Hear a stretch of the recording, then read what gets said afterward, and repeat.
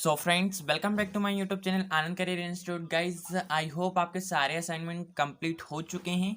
यह केमिस्ट्री का organic chemistry का हम देख रहे हैं सेक्शन सी, जो हमें केमिस्ट्री में लिखना था।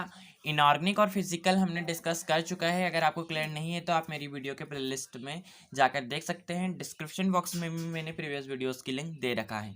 सो चलिए स्टार्ट करते हैं ऑर्गेनिक। सो फ्रेंड्स, हम सॉल्व कर रहे हैं सेक्शन सी ऑर्गेनिक केमिस्ट्री में। फर्स्ट क्वेश्चन है, समझाना है हमें इलेक्ट्रॉनिक संक्रमण क्या है।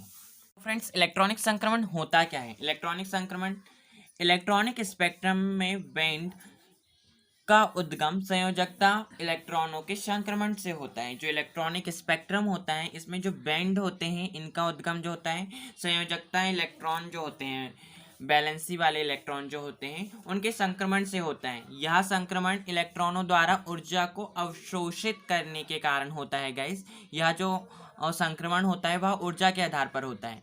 अणु के भिन्न प्रकार के संयोजी इलेक्ट्रॉन होते हैं। जो अणु होता है किसी भी परमाणु में, वह अलग अलग एनर्जी के ऐसे बहुत सारे परमाणु होते हैं, अणु होते हैं। इसीलिए ऊर्जा का अवशोषण होने पर भिन्न भिन्न प्रकार का संक्रमण होता है। गाइस, फर्स्ट हम संक्रमण देख रहे हैं। संक्रमण का प्रकार सिग्मा सिग्मा स्टार संक्रमण। तो सिग्मा सिग्मा स्टार संक्रमण होता क्या है।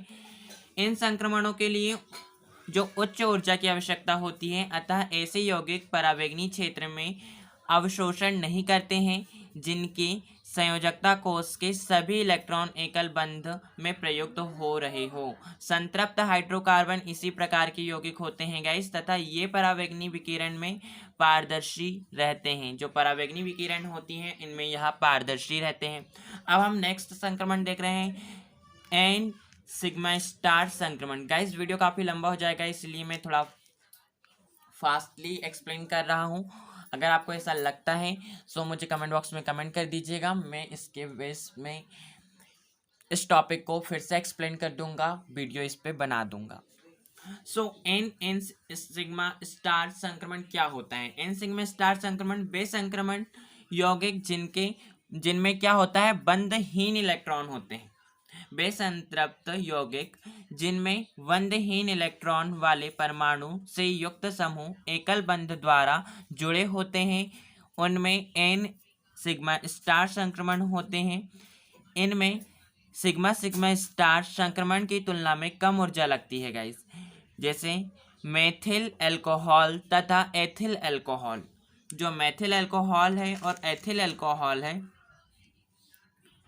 तथा मेथिल क्लोराइड जैसे यौगिक परावैंगनी क्षेत्र में अवशोषण करते हैं। जो मेथिल अल्कोहल और मेथिल क्लोराइड है गाइस, सॉरी मैं गलत बोल दिया था। मेथिल क्लोराइड जैसे जो यौगिक होते हैं वह परावैंगनी क्षेत्र में अवशोषण करते हैं, तब यह एन सिग्मा स्टार संक्रमण होता है।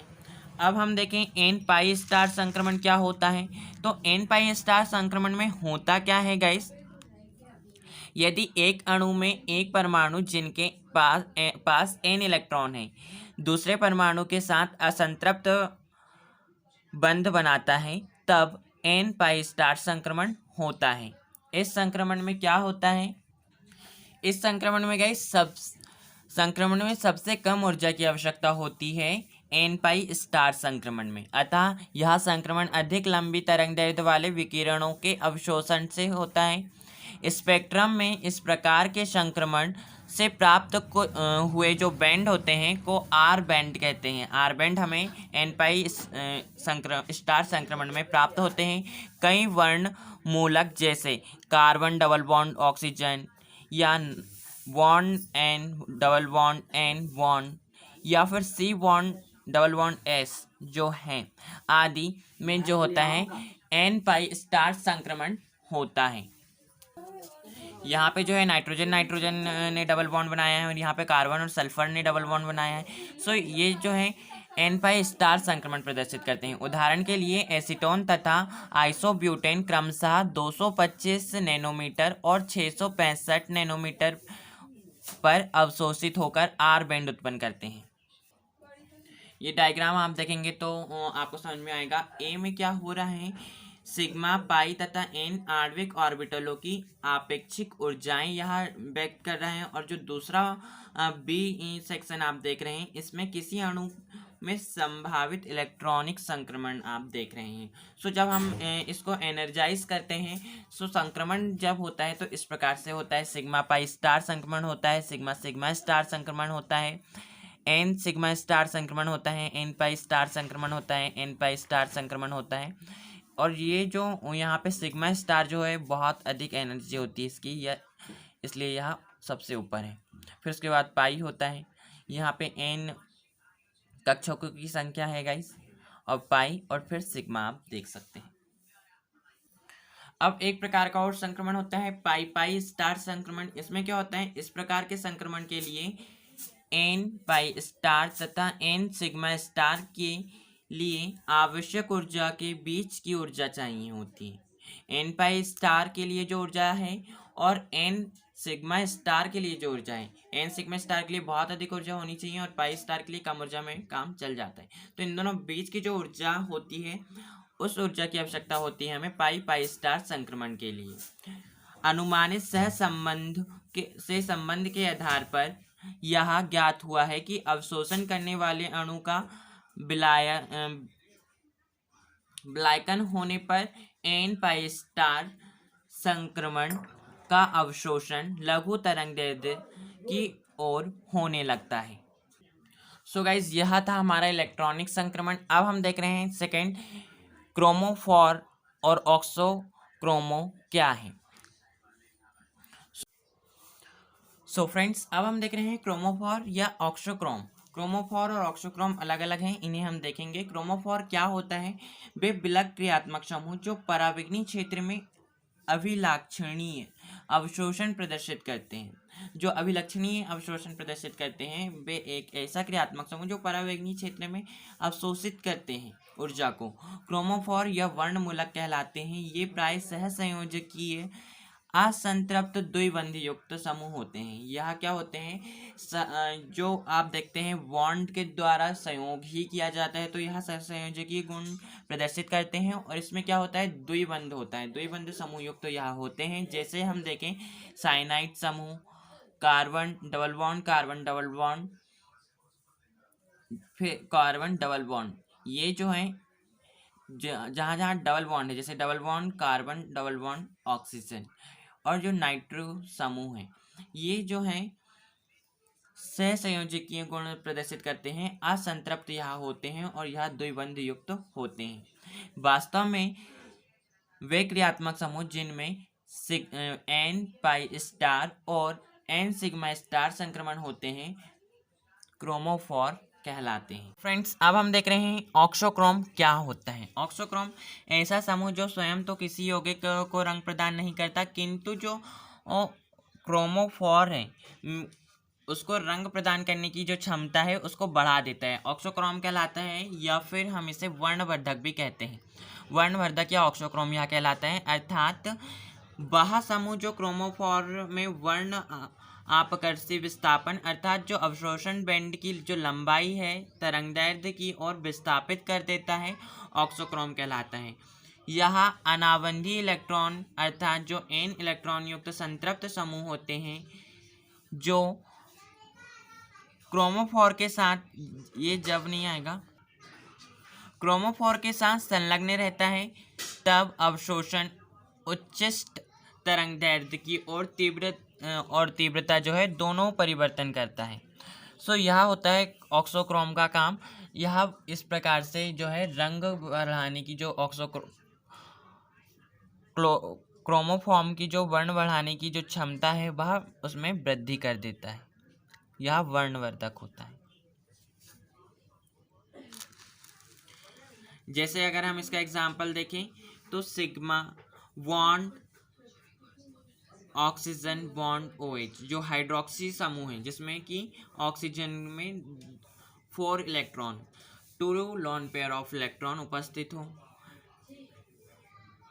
एमिनो समूह बॉन्ड NH2, एन में यहाँ पे लोन पेयर ऑफ इलेक्ट्रॉन है, और बॉन्ड क्लोरीन जो कि 2 लोन पेयर ऑफ इलेक्ट्रॉन से युक्त है। यह था हमारा ऑक्सोक्रोम। सो फ्रेंड्स, अब हम देख रहे हैं वेथोक्रोमिक विस्थापन एवं हिप्सोक्रोमिक प्रभाव क्या है। वेथोक्रोमिक एवं हिप्सोक्रोमिक प्रभाव। वेथोक्रोमिक को हम पहले देखेंगे। वेथोक्रोमिक को वर्णोत्कर्षी विस्थापन या वेथोक्रोमिक शिफ्टिंग भी हम इसे कहते हैं, शिफ्ट। अब इसमें क्या होता है, इसमें जो अगर हम यूवी अवशोषण देखें तो उसमें क्या होता है, अवशोषित होती है, एनर्जी अवशोषित होती है, यहाँ हम देख रहे हैं। तो अब अवशोषण शिखर, जब भी कोई जो परमाणु है, जब वह इलेक्ट्रॉन जो है उसके, जब वह एनर्जी लेता है तो वह उच्च ऊर्जा स्तर में चला जाता है। तो उच्च ऊर्जा स्तर में जाके जो उसकी जो तरंगदैर्ध्य में विस्थापन हो रहा है, उसके आधार पर यहाँ पे वेथोक्रोमिक और हिप्सोक्रोमिक प्रभाव को हम यहाँ पे दिखाएंगे। तो जब परमाणु में अवशोषण होता है, जब वह किसी एनर्जी को गेन करके उच्च ऊर्जा स्तर में जाता है, तो उसकी जो शिखर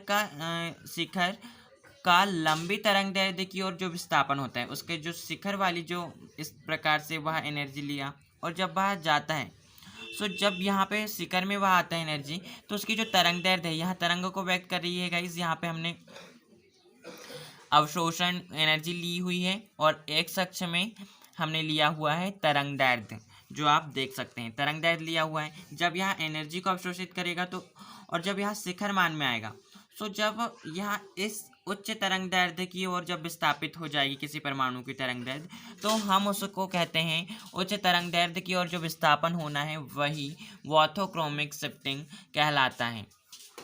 सो अवशोषण शिखर का लंबी तरंगदैर्ध्य की ओर विस्थापन होना वर्णोत्कर्षी विस्थापन कहलाता है। इसे हम लाल विस्थापन भी कहते हैं। क्यों कहते हैं?